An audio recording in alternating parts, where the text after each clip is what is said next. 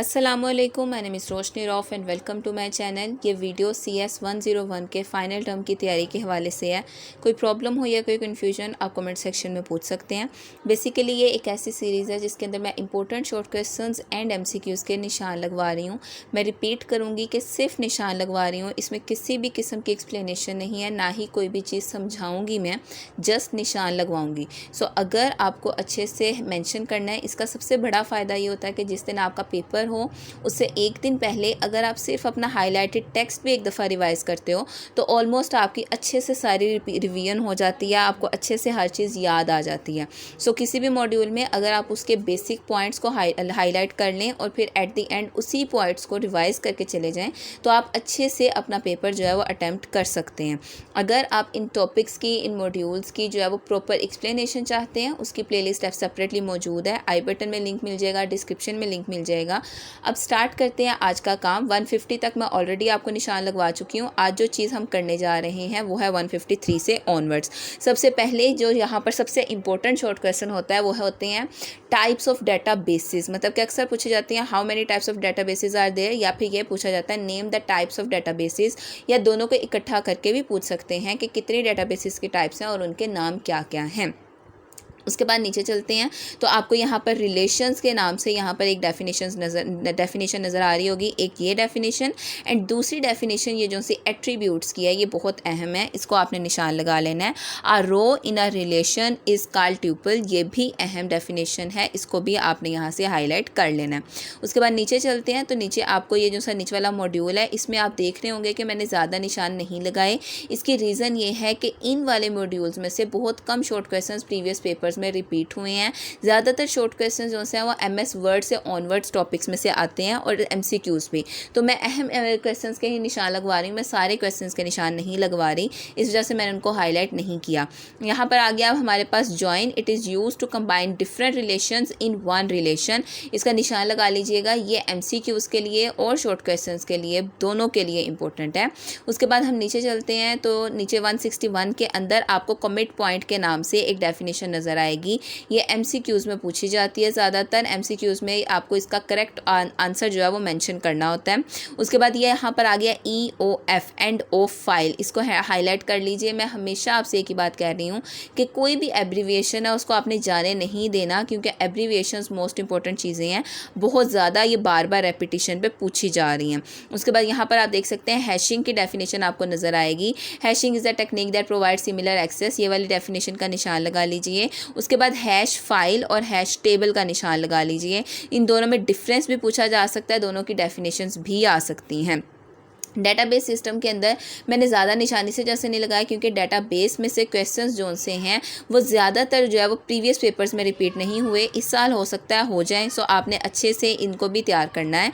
2 common forms of data mining are data description and data discrimination. So इन दोनों का निशान लगा लीजिए, ये अहम शॉर्ट क्वेश्चन है आपके लिए और MCQs के तौर पर भी अहम है। उसके बाद retailers maintain records of their customers purchases, ये MCQs में एक दफ़ा पूछा गया था कि रिटेलर्स का क्या काम है, या फिर कस्टमर्स की परचेजेस का रिकॉर्ड कौन मेंटेन करता है। सो ये अहम है। आर्टिफिशियल इंटेलिजेंस में ये वाला जो MCQs है ये बहुत दफ़ा पूछा गया है, that can alleviate a person even 40 times a day. So इस चीज़ को आपने हाईलाइट कर लेना है। Pepper robot works as receptionist in Belgian hospital. So इस चीज़ को हाईलाइट कर लीजिए। ये बेल्जियन हॉस्पिटल में कौन सा रोबोट है, उसका क्या नाम है और वो क्या काम करता है। ये 3 चीज़ें जो सी आपको इस हाईलाइटेड टेक्स्ट में मिल जाएंगी। उसके बाद नीचे आप देख सकते हैं this report is able to take blood from veins. कौन सा वाला रिपोर्ट, फिगर नंबर 127 में, जो कि आपको यहाँ पर ये नज़र आ रहा है। ठीक है। उसके बाद नीचे आप देख सकते हैं more accurate than humans and image processing to locate the veins. उसके बाद नीचे आ जाते हैं आर्टिफिशियल इंटेलिजेंस में आपको मजीद हाईलाइटेड टेक्स्ट जितना नज़र आ रहा है सारे हाईलाइट कर लीजिए। ये अहम चीज़ें हैं जो MCQs में बार बार रिपीट हो रही हैं। उसके बाद यहाँ पर आपको एक चीज़ नज़र आ रही होगी actions according to environment knowledge intelligence action. ये चीज़ जो सी है ये इस यहाँ से आपको नज़र आ रही है ये।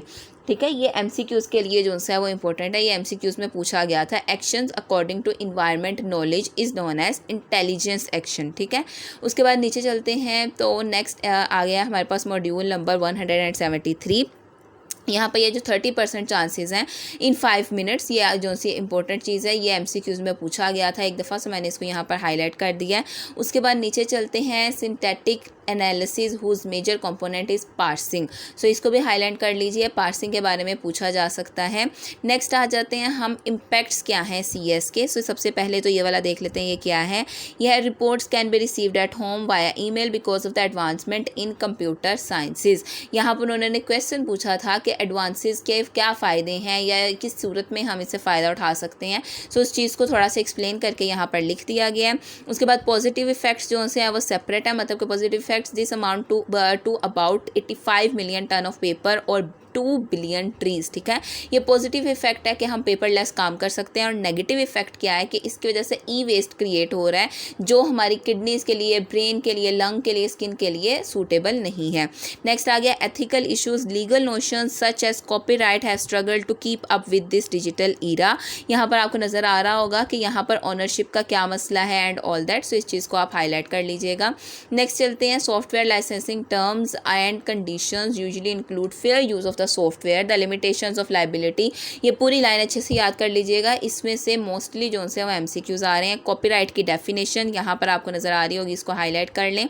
नेक्स्ट चलते हैं, तो हमारे पास सिक्योरिटी का आ गया इशू, उसके अंदर हमारे पास ये जो क्रैशिंग ऑफ द सर्वर है, ये इंपॉर्टेंट चीज़ है, इसको हाईलाइट करें।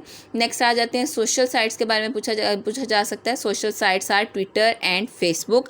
MCQs में ये पूछा गया था, एक यानी कि MCQs बनाया गया था, social sites which of the following is a social site. तो फेसबुक या ट्विटर जहाँ पर भी आपको नज़र आएगा आपने उसको हाईलाइट कर देना, उसको जो है टिक कर देना। नेक्स्ट आ गया एपिक, मतलब कि इलेक्ट्रॉनिक प्राइवेसी इंफॉर्मेशन सेंटर। और ये एक बात याद रखिएगा कि ये एक नॉन प्रॉफिट रिसर्च सेंटर है जो कि वाशिंगटन के अंदर मौजूद है। नेक्स्ट प्रायोरिटी एरियाज, ये शॉर्ट क्वेश्चन कौन सा है, प्रायोरिटी एरियाज ऑफ PI। ये क्या क्या है, challenging data exploitation, building the global privacy movement and then contesting surveillance. ये MCQs के लिए तो नहीं लेकिन शॉर्ट क्वेश्चंस में ये पूछा गया था। सो आपने इन तीनों पॉइंट्स को अच्छे से याद कर लेना है। नेक्स्ट हम चलते हैं, साइबर बुलिंग की डेफिनेशन यहाँ पर मौजूद है। साइबर बुलिंग की डेफिनेशन को हाईलाइट कर लें। How it work, content filtering works by matching strings of characters. ये MCQs में पूछा गया था, इस चीज़ को हाईलाइट कीजिएगा। उसके बाद नेक्स्ट हमारे पास यहाँ पर एक शॉर्ट क्वेश्चन मौजूद है, content risk can be and contact risk can be. तो इन दोनों के दरमियान का डिफरेंस और इन दोनों के जो पॉइंट्स हैं वो आपको सेपरेट जहन में रखने हैं। उसके बाद आ गया, one of the famous word processing software is MS word. या MCQs के लिए इंपॉर्टेंट है एंड यहाँ से आपकी बेसिक तैयारी जो है वो स्टार्ट हो जानी चाहिए क्योंकि इसमें से बहुत सी चीज़ें जो है वो इस साल जो है वो पूछी जा रही हैं। MS Word, MS Access, MS Excel, हर चीज़ जो है वो अहम है। आप हाईलाइटेड टेक्स्ट देखते जाइए और इनको हाईलाइट करते जाइए। बल्कि मैं कहूँगी कि अब ऑनवर्ड्स जितने भी हैं मॉड्यूल्स हैं उनकी ओवरऑल सारी तैयारी करें क्योंकि हर एक मॉड्यूल इंपॉर्टेंट है। Change case control is an example of a drop down menu. पूछा जा सकता है चेंज केस कहाँ पर मौजूद है, किसकी एग्जांपल है, किस तरह से हम केस को चेंज कर सकते हैं, मतलब कि अपर केस को लोअर केस में किस तरह से बदला जा सकता है। उसके बाद आपको नज़र आ रहा होगा कि यहाँ पर डिफरेंट चीज़ें मैंने हाईलाइट की हैं, इनको आप भी एज इट इज़ हाईलाइट करते जाइए। अब मैं एक एक बोलूँगी तो वीडियो काफ़ी लंबी हो जाएगी, मैं दिखा रही हूँ, आप हाईलाइट कर दें। अंडू करने के लिए क्या किया जाता है, रीडू का काम क्या है और किस तरह से किया जाता है, ये चीज़ें अहम हैं, इनको आपने हाईलाइट कर लेना है। उसके बाद नीचे आपको जितनी भी चीज़ें नज़र आ रही हैं, फॉर एग्जांपल किस तरह से हाईलाइट किया जाता है, किस तरह से बोल्ड करते हैं, किस तरह से इटैलिक करते हैं, हर चीज़ इंपॉर्टेंट है। यहाँ पर आपको टाइपफेसिस, फ़ॉन्ट साइजेस, ये सब कुछ नज़र आ रहे होंगे, ये सब फ़ॉन्ट ग्रुप का हिस्सा होते हैं और MCQs में अक्सर पूछा जाता है कि ये किस चीज़ का हिस्सा है। सो ये फ़ॉन्ट ग्रुप का हिस्सा है, इस बात को आपने याद रखना है। उसके बाद पैराग्राफ अलाइनमेंट में ही आप लेफ्ट, राइट, सेंटर या जस्टिफाइड कर सकते हो टेक्स्ट को। पैराग्राफ ग्रुप हैव ऑप्शंस, मतलब कि कौन कौन सी ऑप्शंस मौजूद हैं, ये सारी ऑप्शंस आपने यहाँ से याद कर लेनी है। उसके बाद नेक्स्ट आ गया हमारे पास, the option of bullet is in group, मतलब कि बुलेट्स का ऑप्शन किस ग्रुप में मौजूद है, पैराग्राफ ग्रुप में मौजूद है। नेक्स्ट आप देख सकते हैं नीचे एक और क्वेश्चन आपको मिल जाएगा, to select shapes that are hidden, stacked और behind text, click select objects. So आपने ये सारी चीज़ें जो सी हैं MS वर्ड काफ़ी डिटेल में यहाँ पर मौजूद है, इसको अच्छे से आपने तैयार करना है। पेज ग्रुप इंक्लूड्स ऑप्शन, मतलब कि पेज ग्रुप में कौन कौन से ऑप्शन शामिल होते हैं MCQs के लिए और शॉर्ट क्वेश्चन के लिए, दोनों लिहाज से ये इंपॉर्टेंट है। उसके बाद आपने ये जो सा टेबल किस तरह से ड्रॉ किया जाता है, मतलब कि आप देख सकते हैं table templates can be added through table templates हम कहाँ से ऐड कर सकते हैं, क्विक टेबल से ऐड कर सकते हैं, इस चीज़ को आपने हाईलाइट करना है। उसके बाद you can add pictures of all types and styles to your document, इस चीज़ को याद रखिएगा, हर तरह के पिक्चर्स, हर तरह के स्टाइल जो से अपने डॉक्यूमेंट में हम डाल सकते हैं।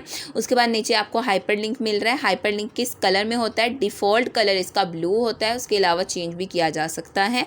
नेक्स्ट नीचे चलते हैं तो आपको नज़र आएगा कि फुटर का क्या काम है, हेडर का क्या काम है, इन दोनों चीज़ों को आपने हाईलाइट कर लेना है। And how to use are text box या फिर right procedure to insert custom text book, एक ही बात है और यहीं से आपको इसका आंसर लिखना है। उसके बाद नीचे चलते हैं, आपको स्टाइल के पास भी एक क्वेश्चन नज़र आ रहा होगा, in MS Word can we create a new style और can we modify the existing style. तो ये आपको स्टाइल का ऑप्शन नज़र आ रहा है, इसके अंदर से आपको इसका आंसर याद करना है। इसके बाद नीचे चलते हैं, MS वर्ड का काफ़ी डिटेल में उन्होंने यहाँ पर कंप्लीट जो इंट्रोडक्शन कहा जा सकता है समझाया है। अच्छे से आपको सारे मॉड्यूल्स जो MS वर्ड से रिलेटेड हैं वो ज़रूर कर लेने हैं।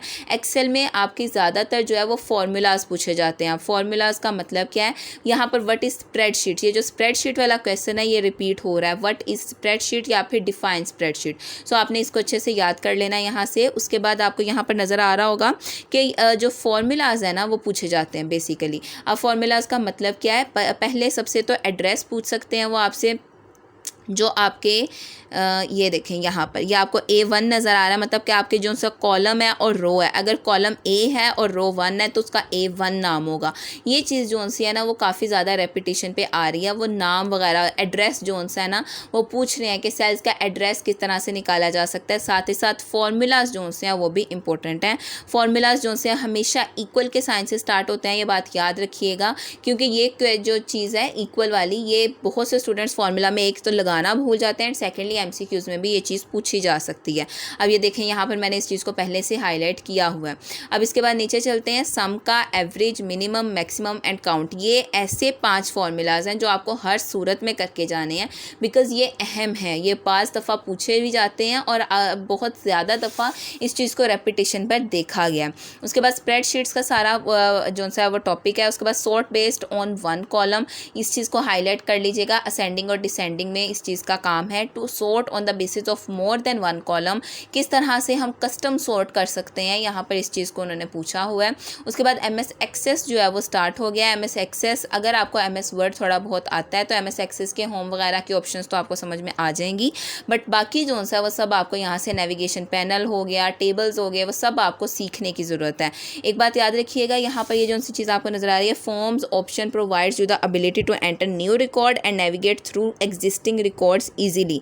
ये चीज़ जो से है ये फॉर्म के हवाले से और फॉर्म का काम पूछा जा सकता है, व्हाट इज़ द रोल, या फिर वाई फॉर्म्स आर यूज्ड। एक और question, why reports are used, ये बहुत ज़्यादा पूछा जाता है। What is the report in MS Access, for what purpose it is used. So इसका ये आंसर है, इसको हाईलाइट कर लेना है आपने। नेक्स्ट देख लेते हैं, हमारे पास यहाँ पर क्वेरीज मौजूद हैं, select, insert, update and delete. In 4 queries को आपने अच्छे से याद करना है, इनका काम क्या है और ये किस तरह से इस्तेमाल की जाती हैं। नेक्स्ट आ गया हमारे पास web page, hypertext markup language, HTTP stands for या फिर HTML स्टैंड्स फॉर। ये 2 चीज़ें बहुत अहम है, HTML hyper text markup language and HTTP भी हो सकता है आपके कहीं पर नेक्स्ट जो सा वो आपसे पूछा जाए। सो इसका भी आंसर आपको आना चाहिए। नेक्स्ट आ गया हमारे पास कि किस तरह से हम इनलाइन एलिमेंट्स को यूज़ करते हैं या इनकी टाइप्स कौन कौन सी हैं।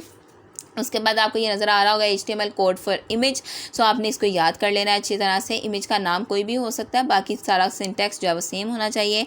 XML stands for extensible markup language. उसके बाद नेक्स्ट चलते हैं तो आपको नज़र आएगा web page development, inserting lists and all that. Basically जो चीज़ सबसे ज़्यादा अहम है वो इसमें आपका जितना भी MS ऑफिस का काम है वो आपने अच्छे से समझ लेना है। कोई प्रॉब्लम हो या कोई कन्फ्यूजन आप कमेंट सेक्शन में मुझसे पूछ सकते हैं। MS वर्ड के ऊपर मैंने एक शॉर्ट सी वीडियो कुछ टाइम पहले बनाई थी, अगर वो वीडियो मुझे मिलती है तो इसका लिंक मैं जो है वो डिस्क्रिप्शन में या आई बटन में दे दूँगी। उस वीडियो से भी आपकी बहुत हेल्प हो जाएगी। Thank you so much for watching this video. अल्लाह हाफिज़।